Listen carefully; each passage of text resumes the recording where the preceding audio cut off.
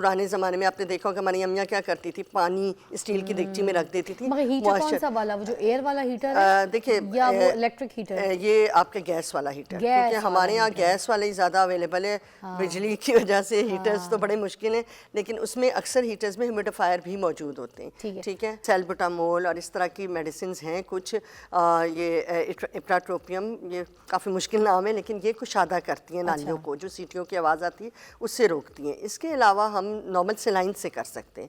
Normal saline جو ہے ہماری یہ جو بلغم کو تھک ہونے سے روکتا ہے, اس کو لیکوفائی کرتا ہے, تو اس سے بھی nebulization according to the dose of the age جو ہے ہم کر کے تو وہ بھی ہم دے سکتے ہیں. بچوں کو جو چیسٹ انفیکشن ہو جاتا ہے, آپ کو پتہ ہے آلودگی کی وجہ سے ہو جاتا ہے, کوئی ایسے کچھ کھانے پینے کی وجہ سے ہو جاتا ہے, اگر آپ کو نزلہ زکام زیادہ ہو تو چیسٹ انفیکشنز ہو جاتے ہیں. اور بھی پھر جیسے ابھی یہ اسموک کا مسئلہ جو ہے وہ بہت زیادہ تھا, تو ابھی بھی لاہور میں سب کو سچویشن جو ہے دیکھنی پڑ رہی ہے. تو یہ جو چیسٹ انفیکشنز موسٹلی بچوں میں پائے جاتے ہیں, کس عمر میں پائے جاتے ہیں, کیا سیویئر شکل جو ہے وہ اختیار کر لیتے ہیں, اس کی کیا پریکاشنز ہیں, تو یہ ساری چیزیں پوچھنے کے لیے جو ہم نے مہمان مدعو کی ہیں وہ ہمارے پاس ہیں Farhat Imran, president Women's Chamber of Commerce and Industry ہمارے ساتھ. سوری ہمارے پاس ہیں professor doctor Lubna Riaz, head of peds, Sheikh Zayed Hospital سے ہم نے خاص طور پہ ان کو مدعو کیا ہے. تو آج ہم ان سے چیسٹ انفیکشن کے اوپر بات کریں گے. السلام علیکم جی. السلام علیکم, کیسی ہیں جی؟ بالکل ٹھیک ٹھاک. اچھا مجھے یہ بتائیے گا, یہ جو چھوٹی عمر کے جو بچے ہیں جن میں یہ چیسٹ انفیکشن پایا جاتا ہے, یہ کیوں پایا جاتا ہے اور کس وجوہات کی وجہ سے یہ ساری چیزیں ہو جاتی ہیں؟ اچھا, بیسیکلی یہ کہ ویسے تو دنیا میں جو اسٹیٹس اور ریسنٹ اسٹیٹس آئے ہیں اس کے لحاظ سے pneumonia is the leading cause of death ہمارے یہاں, یعنی اور پاکستان میں اور ساؤتھ ایسٹ ایشیا میں ایوری 5 سیکنڈس کے بعد جو ہے 39 سیکنڈس کے بعد 1 ڈیتھ ہوتی ہے ڈیو ٹو نمونیا, اور ایوری 4th بچہ 1 out of 4 جو ہے وہ نمونیا سے ڈیتھ ہوتی ہے. اور یہ ویسے تو یہ ہے کہ کولڈ میں ونٹر سیزن میں بہت زیادہ اس کی پرسنٹیج ہے ایز کمپیئر ٹو گرمیوں میں, اور یہ ہم نہیں کہہ سکتے کہ گرمیوں میں بھی نمونیا نہیں ہوتا, تب بھی ہوتا ہے, لیکن سردیوں میں بیسیکلی آپ کی ایک تو کولڈ ایئر, ٹھیک ہے, کولڈ ایئر کی وجہ سے ہمارے اپنے اندر باڈی کے اندر قوت مدافعت کے لیے اللہ تعالیٰ نے بہت اچھا نظام بنایا ہوا ہے. اس میں چھوٹے چھوٹے سے بال جنہیں ہم سیلیا کہتے ہیں فرام دا نوز سے لے کے لنگس تک موجود ہوتے ہیں, اور جو کہ پروٹیکشن کرتے ہیں. لیکن کولڈ ایئر کی وجہ سے ان کی موومنٹ جو ہے وہ تھوڑی سی خراب ہوتی ہے. اس کے علاوہ یہ ہو جاتا ہے ہیومیڈیٹی, لو ہیومیڈیٹی کی ہائی ہیومیڈیٹی کی وجہ سے, اور جو ہے وہ ڈرائی ایئر کی وجہ سے ان کی موومنٹس جو ہے سیلیا کی وہ ڈسٹرپٹیڈ ہو جاتی ہے. تو وہ جو عام جو ڈسٹ پارٹیکلز ہوتے ہیں یا ریشہ ہوتا ہے وہ جمنا شروع ہو جاتا ہے, تو اس سے جو ہے چیسٹ انفیکشن جو ہے نمونیا کی طرف چلی جاتی ہے. آلدو کہ ساری چیسٹ انفیکشن نمونیا نہیں ہوتے, اس کو نمونیا کرنے میں ہمارا اپنا بھی بہت بڑا رول ہے. اس میں بہت فرق ہے چیسٹ انفیکشن اور نمونیا میں, دونوں میں فرق ہے, ٹھیک ہے نا. اس میں بیسیکلی یہ ایک تو چیسٹ انفیکشن میں اپر ریسپیریٹری ٹریک انفیکشن ہوتا ہے, لوور ہوتا ہے. لوور کو ہم چیسٹ کہتے ہیں جس میں کہ ہماری چھاتی انوالو ہوتی ہے. اب اس میں یہ ہوتا ہے فلو, ٹھیک ہے, فلو بھی چیسٹ انفیکشن ہی ہے. اس میں بھی آپ کی جو ہے آپ کی ریسپیریٹری جو سسٹم ہے وہ صحیح طریقے سے کام نہیں کرتا, ناک بند ہوتی ہے, ریشہ پروڈیوس ہوتا ہے, کھانسی شروع ہو جاتی ہے. اور یہی اگر جمنا شروع ہو جائے, اس کے لیے ہم احتیاطی تدابیر نہ کریں, ٹائملی اس کو ڈائگنوز نہ کریں, تو یہ نمونیا بن جاتا ہے, اور وہ سیویئر نمونیا بن جاتا ہے. اب نمونیا بھی 2 قسم کے ہوتے ہیں. اس میں سے جو 70% نمونیا ہے وہ وائرل ہوتا ہے, ٹھیک ہے, وائرس کی وجہ سے ہوتا ہے, اور جو 30% ہے وہ بیکٹیریل ہوتا ہے. اور اگر ہم ٹائملی اس کو نہ ڈائگنوز کریں تو وائرل نمونیا کے اوپر سیکنڈری بیکٹیریل بھی ہو جاتا ہے, اوپر سے بیکٹیریا بھی آ جاتے ہیں. مگر اس کی پہچان کیسے کریں گے کہ ایک تو سب سے پہلی بات کہ یہ چیسٹ انفیکشن ہے یا یہ نمونیا 1, نمونیا 2 ٹائپ جو آپ بتا رہی, ہمیں تو ویسی ہی پہچان نہیں ہوتی. اس کی پہچان کیسے کریں؟ اس کی پہچان بالکل سمپل ہے. عام یعنی جو ان ایجوکیٹڈ جو گھر والے بھی ہیں, پیرنٹس ہیں, وہ بھی پہچان کر سکتے ہیں. دیکھیں بچے کو اگر نزلہ زکام کھانسی 3 دن سے زیادہ ہو گیا ہے, ٹھیک ہے, اٹ مینس کہ کوئی نہ کوئی وجہ تو ہے جو یہ لمبا کر رہی ہے, ٹھیک ہے. اس میں آپ کے اگر بخار 3 دن سے زیادہ رہ گیا ہے, اگر کھانسی بالکل سیٹل نہیں ہو رہی, دوروں کی صورت میں 3 دن سے زیادہ وہ بچہ نکال بھی نہیں سک رہا اور بڑھتی جا رہی ہے. اس کے علاوہ یہ کہ آپ کے بچہ سو نہیں سک رہا, دودھ کم پی رہا ہے, اور گڑگڑ والی گڑگڑاہٹ والی آوازیں بہت آنا شروع ہو گئی ہیں. اس کے علاوہ چھاتی پسلی چلنا ایک چیز کہتے ہیں جس میں تیز تیز سانس نارمل ہم نے ہمارے ریٹس کے بڑے لحاظ سے. بزرگوں سے سنا ہے پسلی چلنا, یہ کس طرح سے پیچھے سے فیل کریں گے ہم پسلیاں نہیں پیچھے سے نہیں, ہم آگے سے دیکھتے ہیں, ادھر آگے chest سے کی جی ادھر. فرنٹ سے دیکھتے ہیں. آپ نے دیکھا ہوگا پسلیاں یوں اس طرح سے ہاں، شیپ جی، میں, جی، ٹھیک جی. ہے نا. اس میں کیا ہوتا ہے پسلی چلنے میں کہ تیز تیز سانس لینا شروع کر دیتا ہے بچہ, اور ادھر گڑھے بننا شروع ہو جاتے ہیں, وہ اندر دب جاتا ہے. ایک پیٹ اوپر کی طرف ہوتا ہے اور جہاں پہ آپ کی پسلیاں ختم ہو رہی ہوتی ہیں وہاں پہ بہت بڑا گڑھا بننے لگتا ہے. اسے لوور چیسٹ سنڈرائنگ کہتے ہیں میڈیکل ٹرمینالوجی میں. اور ریسپائرٹی ریٹ ہر ایج کے لحاظ سے جو انڈر 5 بچے ہیں ان کا یعنی ایک کٹ آف پوائنٹ ہے. جس طرح نیو نیٹ جو نوزائیدہ بچے ہوتے ہیں, نیو بورن ہوتے ہیں, ان میں 60 سے ابو اگر ہے, ٹھیک ہے.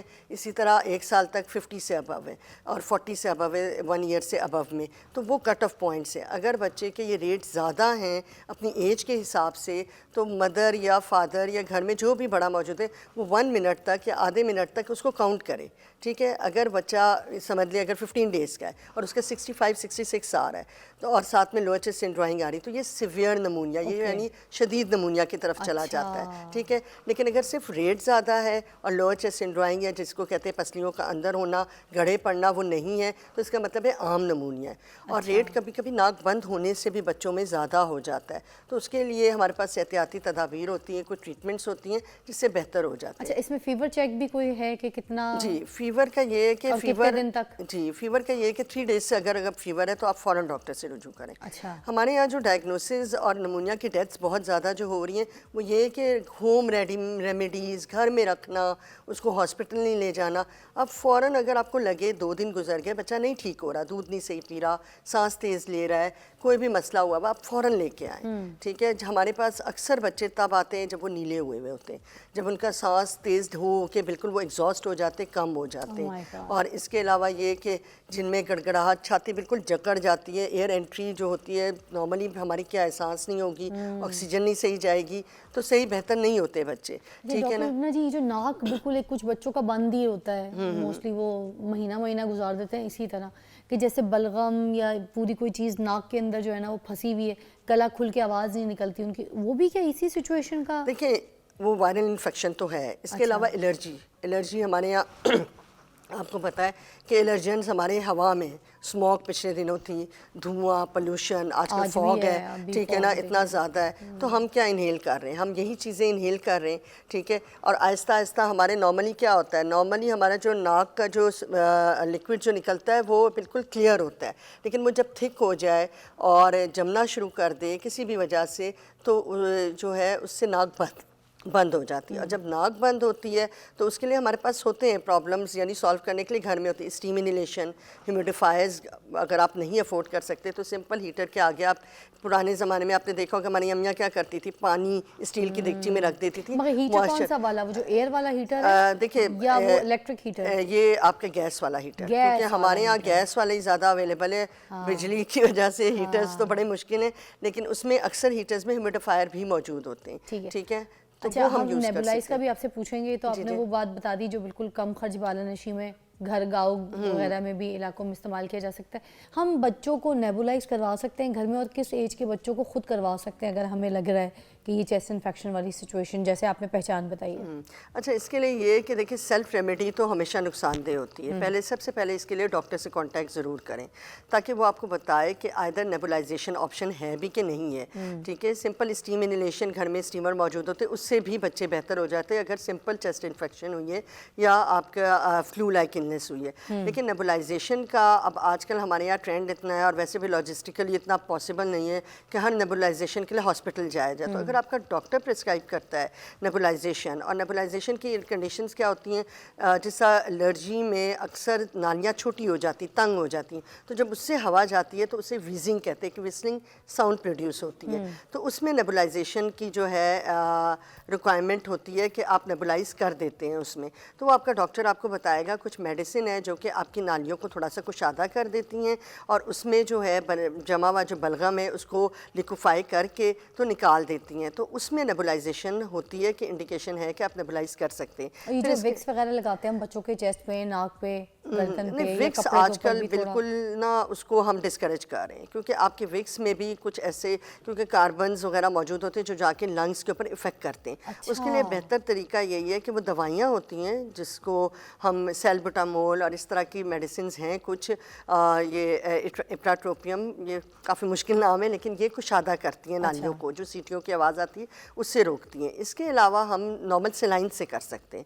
नॉर्मल सेलाइन जो है हमारी ये जो बलगम को थिक होने से रोकता है, इसको लिक्विफाई करता है, तो इससे भी nebulisation according to the dose of the age जो है हम करके तो वो भी हम दे सकते हैं। अच्छा, हमारे माशरे में माएँ जो हैं पाकिस्तान में ज़्यादातर क्या करती हैं, कैस्टीन और प्रीटॉन, एंटी एलर्जी टाइप जो मेडिकेशंस होती हैं, जो सिरप होती हैं, वो बच्चों को पिलाना शुरू कर देती हैं, क्योंकि ये कहती हैं सेफ़ है, ये कोई मसला नहीं है, एंटी एलर्जी भी उनको अगर हम देंगे तो इससे ये सारा इनका जो रनिंग बंद नोज़ है, चेस्ट है, ये सब कुछ बेहतर हो जाएगा। तो ये होता है, इसका कोई साइड इफेक्ट है? सबसे ज़्यादा ज़रूरी चीज़ है कि हर मेडिसिन, इवन पैनाडोल से भी आपको एलर्जी भी हो सकती है, रिएक्शन भी हो सकता है, तो कोई भी मेडिसिन जो है वो सेफ़ नहीं होती बच्चों के लिए, ठीक है। तो उसके लिए सबसे बेहतर ये है कि डॉक्टर से, एंटी एलर्जी क्यों? हाँ, एंटी एलर्जी हर चीज़ का एंटी एलर्जी नहीं होता। अगर नमूनिया है तो उसमें एंटी एलर्जी क्या करेगा, कुछ भी नहीं करेगा, ठीक है, बल्कि हम कफ सप्रेसेंट देते हैं। हालांकि खांसी इज़ अ गुड साइन, खांसी जब बच्चा करता है इट मीन्स कि उसके अंदर जो जरासीम या बलगम फंसी वो निकालने की कोशिश करता है। बड़ा तो स्पुट आउट कर देता है, स्पिट आउट कर देता है कि वो बलगम के ज़रिए निकाल लेता है खांसी के ज़रिए। छोटे बच्चे खांसी के ज़रिए बाहर निकालने की कोशिश कर रहे होते हैं, उसी को हम कफ सप्रेसेंट या एंटी एलर्जिक दे के उसे हम दबाने की जब कोशिश करेंगे ना, तो वो बच्चे का नमूनिया जकड़ना शुरू हो जाएगा, चेस्ट जकड़नी शुरू हो जाएगी और मसला हो जाएगा। हाँ, अगर आपको फ्लू लाइक इलनेस है जिसमें एलर्जी का एलिमेंट आपको लग रहा है, उसमें आप एंटी एलर्जी दे सकते हैं, लेकिन देखिए आप मदर 1 चम्मच दे रही है, मे बी वो 10 cc का चम्मच है, 5 cc का, डोज अप्रोप्रिएट होनी चाहिए और वो आपका डॉक्टर ही बताएगा अकॉर्डिंग टू द एज। और 6 मंथ से बिलो में हम नहीं एंटी एलर्जी प्रिस्क्राइब करते, अबव 6 मंथ्स होता है, अक्सर बोतलों में भी ये लिखा हुआ होता है। तो ये है क्योंकि anti allergy is not recommended below the 6 months of as. 6-8-10 साल की उम्र के जो बच्चे होते हैं उनको अगर देसी मुर्गी की यखनियाँ वगैरह अगर पिलाई जाएँ, कुछ देसी नुस्खे इस तरह से, तो वो उनके लिए बेहतर होते हैं क्या? जैसे कावे वगैरह होते हैं, दालचीनी का, बड़ी इलायची और इस तरह से जो अदरक वगैरह का कावा, टर्मरिक डाल के जो बनाया जाता है चेस्ट इन्फेक्शन वगैरह के लिए, तो क्या ये पिलाया जा सकता है उनके लिए? हाँ, बेहतर बड़े है? बच्चे हों जिस तरह 7-8 साल के, तो होम रेमेडीज वर्क करती हैं, ठीक है ना। चेस्ट वो क्या, इन्फेक्शन के हाँ, लिए बलगम निकालती हैं बाहर। बलगम निकालती हैं, नमूनिया में नहीं वर्क करती, लेकिन हल्का फुल्का फ्लू, जिस तरह आजकल हर घर की स्टोरी है, हर बच्चा, हर बड़ा जो है वो इसमें इन्वॉल्व हुआ हुआ है कि उसको जो है इन्फेक्टेड है, तो वो उसमें हम ये रेमेडीज़ वर्क करती हैं। यखनी वैसे भी देसी मुर्गी की बहुत अच्छी है, देसी चीज़ें, मटन की हो गई, आपके जो है शहद डाल के नीम गर्म दूध में या नीम गर्म इसमें आप दे देते हो पानी में, तो ये सारी बेहतर होती हैं। ये भी बलगम निकालने में मदद लेकिन करती हैं। छोटे बच्चों में भी हम चम्मच से यखनी वगैरह दे देते हैं, क्योंकि बच्चा ना लिक्विड्स ही ज़्यादा ले रहा होता है। ये भी परेशानी वाली बात होती है, माएँ कहती हैं कि दूध नहीं पी रहा या ये खा नहीं रहा बच्चों के 6 मंथ्स के बाद, तो कोई मसला नहीं है, आप उसको जो है दूध ज़्यादा दें, पानी ज़्यादा दें, पानी की बहुत ज़रूरत होती है। दूध भी बंद करवा देते हैं कि दूध जो है वो बलगम पैदा करता है, इज़ दैट राइट? नहीं, बिल्कुल नहीं, दूध बिल्कुल बलगम नहीं करता, कोई ऐसा इशू नहीं है। आप दूध दें, ज़ाहिर बच्चे को आपने एनर्जी तो देनी है, पहले वो बीमार है, उसे दूध बंद करने से और आप बीमार कर दोगे। और चावल भी लोग कहते हैं ठंडी होती है, तासीर ठंडा होता है इसका, ये बलगम जो है ना और बनाता है, पैदा करता है, इसमें चावल। ये हमारी सारी मिथ्स हैं, कोई चीज़ ना ठंडी होती ना गर्म होती है। अल्लाह ताला ने ऑरेंजेस कहते हैं जी, सिट्रस फ्रूट सर्दियों में क्यों दिया है, विटामिन सी की वजह से। तो ये सारी चीज़ें हैं।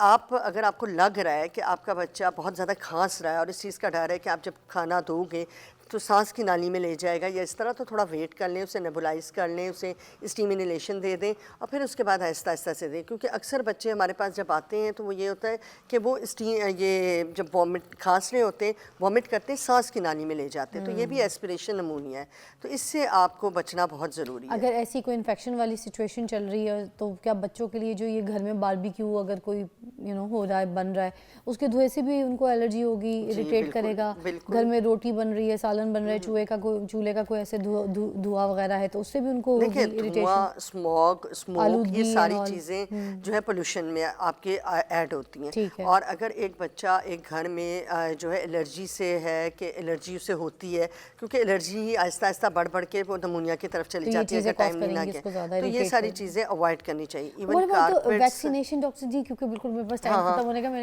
वैक्सीनेशन का क्या कर सकेंगे? वैक्सीनेशन का बहुत बड़ा रोल है जो हम देते हैं। हमारे ہمارے 9 منتھس کی ایج تک جتنی بھی گورنمنٹ ویکسینیشن کر رہی ہے ان میں ہمارے پاس ایچ انفلوئنزا بی اور اس کے علاوہ اسٹیپ نمونیا وغیرہ کے لیے پریونشن کی ساری ویکسین اویلیبل ہے. تو وہ آپ ضرور لگوائیں. ویکسینیشن، ٹائملی ڈاکٹر سے رجوع کرنا اور احتیاط کرنا، یہ تینوں چیزیں جو ہیں نا یہ آپ کے نمونیا سے اور ان سردیوں میں بہت تو بچاؤ کیا ہے. یہ ہر سال کرانے پڑتے ہیں بچوں نہیں، کو؟ وہ ایک فلو کی ویکسین ہے جو ابو 1 ایئر بچے کو کرانی ہوتی ہے، اور وہ زیادہ ہائی رسک بچوں میں جن کا وزن کم ہے، جن میں قوت مدافعت نہیں ہے، جن کو ہارٹ کی کوئی ایشو ہے، یا یہ کہ جن کے گھر میں الرجی کا بہت زیادہ اسٹرانگ فیملی ہسٹری ہے، تو ان میں ہم جو ہے فلو کی ویکسین ایڈوائز کرتے ہیں اور اس کا رول ہے، اس کا بھی رول ہے، تو وہ ضرور اچھا یہ جی، کریں. بہت بہت شکریہ، کیونکہ ایک بریکنگ نیوز ہے، مگر میں آپ سے ریکویسٹ کروں گی کہ ایک بار آپ نے دوبارہ آنا ہے تاکہ میں کچھ انشاءاللہ. پروگرام میں کالز بھی شامل کروں اور آپ ان کی رہنمائی کر کے ان کو چلیں، ٹریٹ کر سکیں. شکریہ جی، بہت بہت اچھا بہت لگا آپ شکریہ. سے مل کے بات کر کے، such a nice soul and very knowledgeable. Thank you جی، تو تھینک یو. ہمارے پاس پروفیسر ڈاکٹر لبنہ جی تھیں اور انہوں نے ہمیں بہت اچھی سے گائیڈ کیا، مگر ایک بریک ہے اور بریک کے بعد آپ کو جوائن کرتے ہیں.